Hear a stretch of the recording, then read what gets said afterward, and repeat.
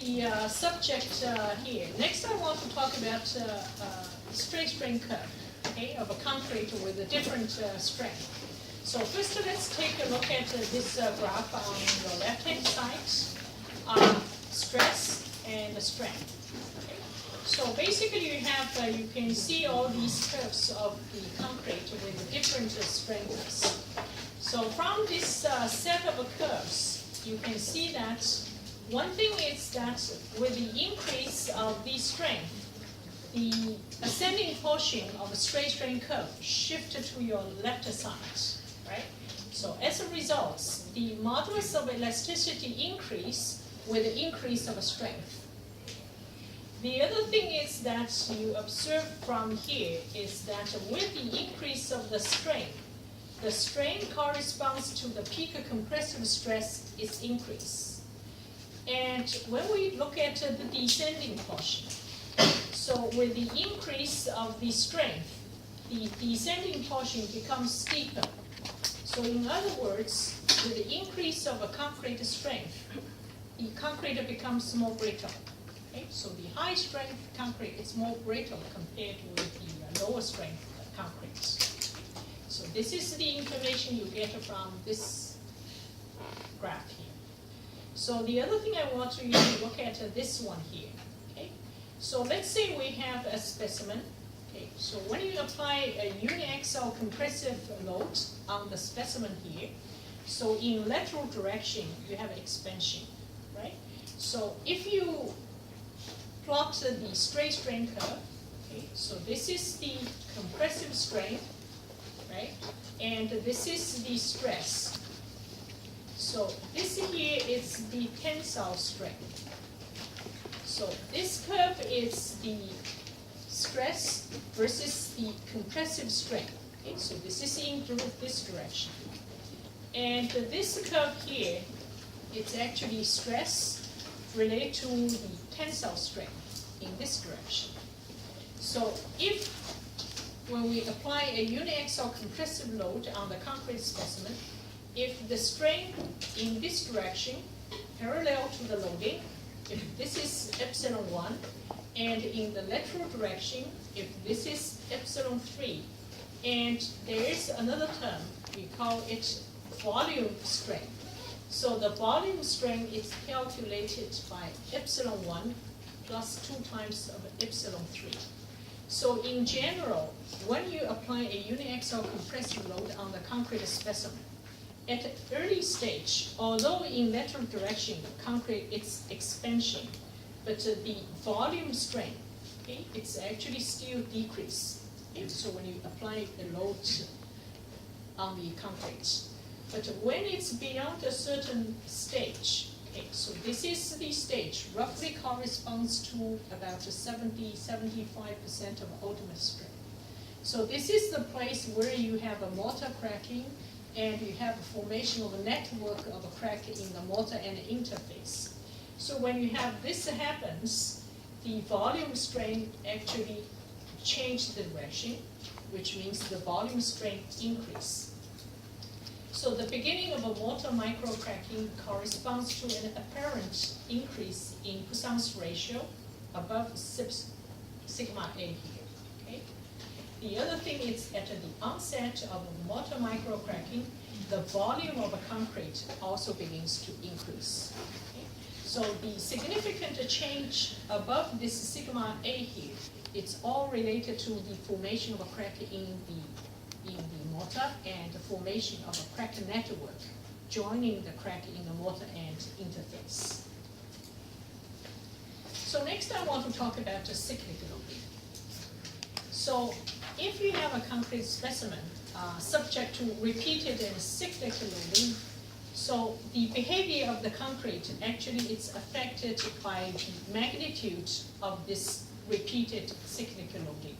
So in general, if the stress level is beyond 50% of the strength, and if the concrete is subject to a stress beyond 50% of strength, if the stress is cyclical in nature, then it has adverse effect of a concrete strength. So let's take a look at this graph here. So y here is the stress, x here is the strain. So the maximum stress here is 67.5% of the strain. Okay?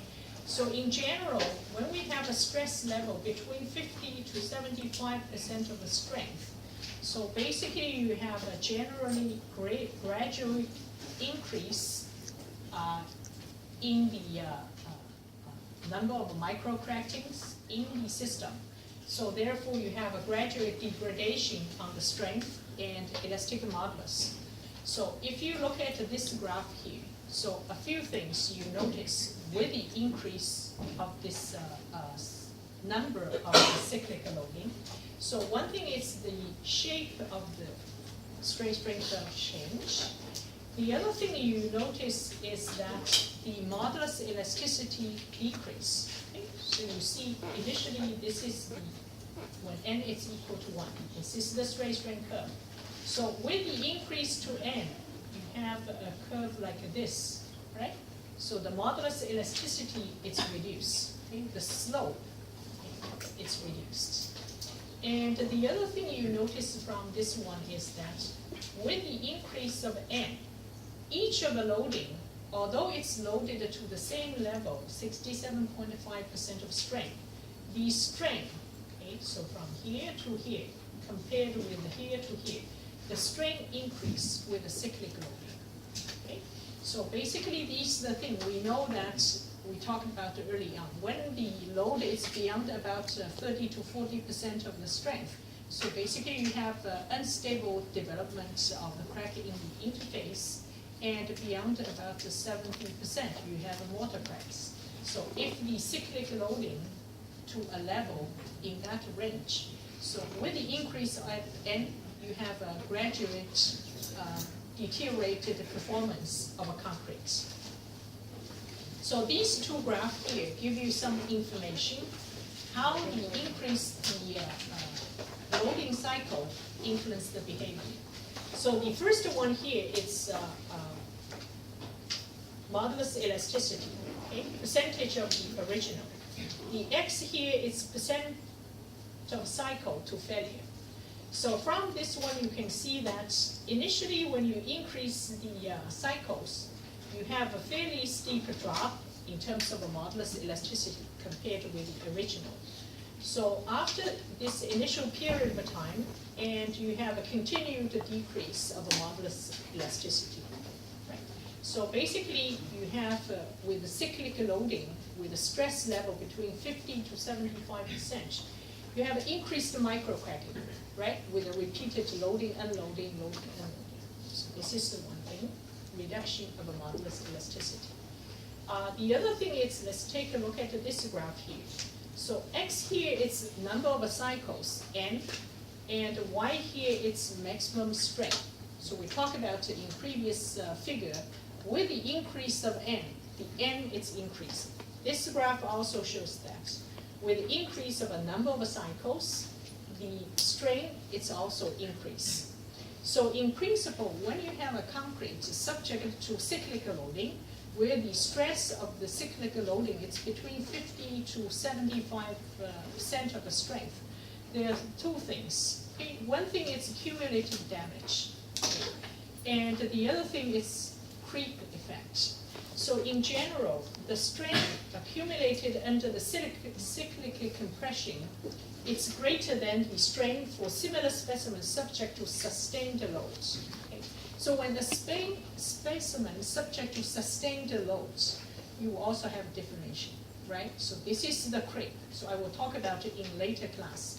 But when we have this cyclic loading, okay, so when we have two specimens, one is subject to cyclic loading, let's say the stress level, it's 67.5% as example we look at. So one is loading, unloading, okay, the stress level is 67.5% of the strength. The other one, same concrete, okay, the stress, it's actually sustained loads. Okay. The stress level is also 67.5% of the compressive strength. When you compare these two, the concrete subject to cyclic loading will experience more damage, okay, compared with this one. So one is creep. The other one is creep plus cumulative damage due to repeated loading and unloading. So it is damage plus viscous flow. Okay? So this viscous flow, in terms of the creep, we will talk about in later class. When we talk about concrete in reinforced concrete structures, early on we talk about the uniaxial compression and uniaxial tension. But in real structures, concrete may not be in a uniaxial tension or compression. They are in complex stress. So next subject I want to talk about is biaxial loading. So first let's consider a situation. Let's consider the strain-strain relationship of concrete under biaxial compression. Okay. So let's take a look at it here. Okay, so this is a standard unit of a concrete, right? So this sigma 1 here, it's a compressive load applied to a concrete. Then we have 3 sets of a curve here. So these 3 sets of curve basically have a different sigma 2 here, right? So one is a set of a curve, okay? So sigma 2 is equal to 0. So when sigma 2 is equal to 0, basically it's uniaxial compression, right? And then the other 2 sets of a curve. One set of a curve, the sigma 2 is the same as sigma 1, okay? Equal compressive stress. And the dashed line, the third set of a curve, the sigma 2, it's roughly about half of the sigma 1. Okay, so let's take a look at when you change this sigma 2, how it affects the behavior of a concrete. So this curve here and this curve here, this is the first situation when sigma 2 is equal to 0. So when the concrete is subject to uniaxial compressive loads, and in direction 1 here, concrete subject to compression, right? So this side you have a compressive strength. So when you have this cubic unit here, so when you have a uniaxial compressive loads, in this direction you have expansion, and in this direction you also have expansion, right? So because of this sigma 2, it's equal to 0, so expansion here and expansion here are the same, right? So this curve here, it's actually epsilon 2, epsilon 3, okay? So this direction and this direction, expansion. Okay, so this is the first set of curve when sigma 2 is equal to 0. So next, let's take a look at the second one. When sigma 2, okay, a compressive stress is applied to a concrete in this direction. So now you have a sigma 1 and a sigma 2, it's equal, right? So then you have this second set of curve. So since the sigma 1 and the sigma 2 is the same, so this curve is the straight strain curve. So you have epsilon 2 and epsilon 1, right? So basically this direction and this direction, you have the same stress. So this is the same strength. Okay. So the thing is that one thing you look at compared with this curve and this curve, you'll see that with the addition of a sigma 2 equal to sigma 1, so basically you have increase of the strength, right? Strength corresponds to the peak stress increase with the addition of the compressive stress, sigma 2. And on the other side, okay, so when you have a sigma 2, it's equal to sigma 1 here. Okay, so you have this one here. So basically you have one thing, it indicates the higher strength. The other thing, it indicates that the deformation or strain is bigger. So basically when you have compressive load here, okay, so in this direction you have expansion, right? So when you add additional sigma 2 in this direction, so you also have increase here, tension, right? So basically with the sigma 1 and the sigma 2 added here, so this side you have a greater tension, okay, tensile strength. So this is your epsilon 3 here, okay? So with the addition of sigma 2, with the same level as sigma 1. So you'll get this curve and this curve. Okay? So the strength is increased. The third set of a curve, okay, so this is the dashed line. So the sigma 2 is roughly about half of the sigma 1. So when you look at this curve here, so basically you have sigma 1, and sigma 2 is half of the sigma 1. And then in this direction, okay, so you have tension, right? So what you have is 3 curves here, okay? So 1, 2, and 3 in this direction, 1 in this direction, and 2 in this direction, and 3 expansion in this direction. So what you'll see is that when you have the sigma 2, it's less than sigma 1 here, the strength of the concrete is actually higher.